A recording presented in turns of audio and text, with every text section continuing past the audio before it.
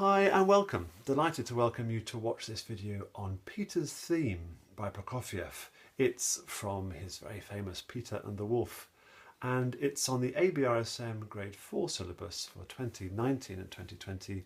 It's one of the alternative pieces. It's piece C6, and I'm delighted to be making this video for Kathy, who is learning this piece. Good luck with it. It's a good choice.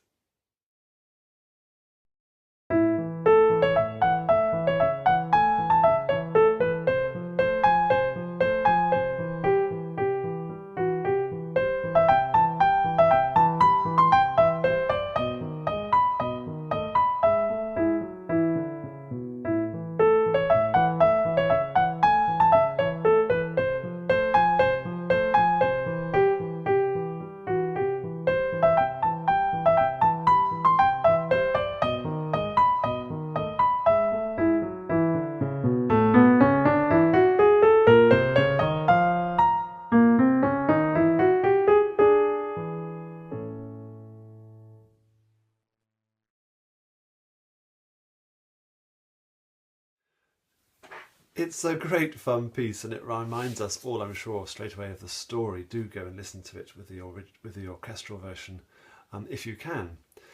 In that original version, this theme is played by the strings. Now let's tuck into the accompaniment first of all. It's fairly legato, and it uses generally triads, just simple three-note chords.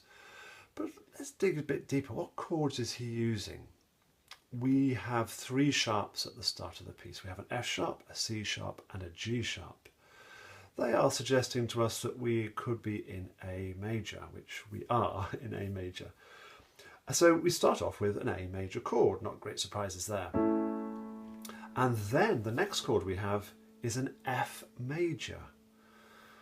F isn't even in the scale, it should be F sharp. So this is a chord that is not in the diatonic scale. So how does Prokofiev get there? Well, they have a note in common, and the note in common that they have is of course the A. So the A acts like a pivot. If I put that A at the top, we can hear how that sort of works. And then from that F chord, he takes us to a C chord, which becomes our new tonality for us for a moment or two. And then we get the tune in C major. And then we've got to somehow get back to A. How does he do that? He moves from C. Watch how all the notes move by a semitone, sort of cascading on one another, which in turn takes us to, which moves us to the chord of E. E, the E chord, is one of the chords in A major. It's chord 5, so that very comfortably takes us back to A major. It's really good to analyse the chords in this way and work out what's going on. And then when we play them, they need to be nice and legato and accompanying. Still A major. There's the move to the F and the C. And now C is established as our new key, and now we begin the journey back to A major again. And I'm sure we realise that the second page is an exact repeat of the first page, with a little ending scale figure to round us off, which we'll come to in a moment. And the tune at the start, yeah, I did second finger at the front. Thumb could also work really well. And take care not to play that note staccato. It could be tempting to go, to give yourself time to leap up. We need to try and avoid that, I think. Let me go slowly.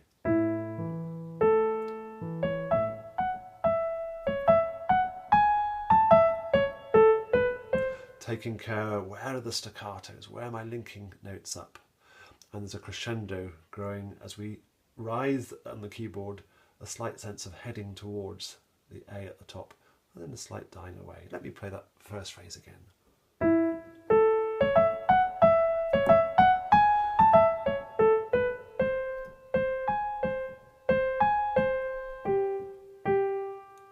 A little tenuto, just a little lean on that note. And then off we go again in C major. Identical.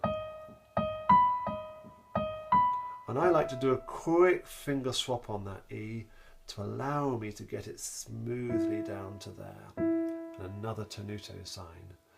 So it's really, the devil is in the detail, I think. It's spotting where those staccatos are, spotting where I've got to link notes up, where they're slurred, and with a feel for the ebb and flow of the phrases too.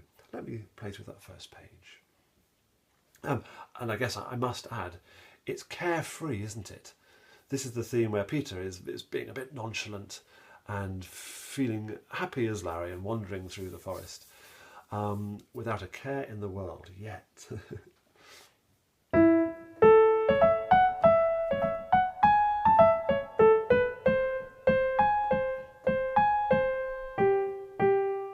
A bit more.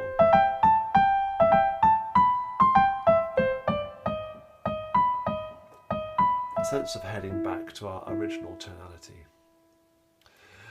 And now let's jump to the very ending, where we've got some scales going on. Start with a scale of A major.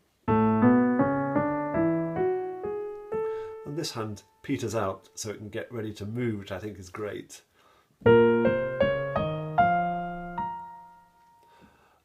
So there's a nice big gap between the hands there, isn't there?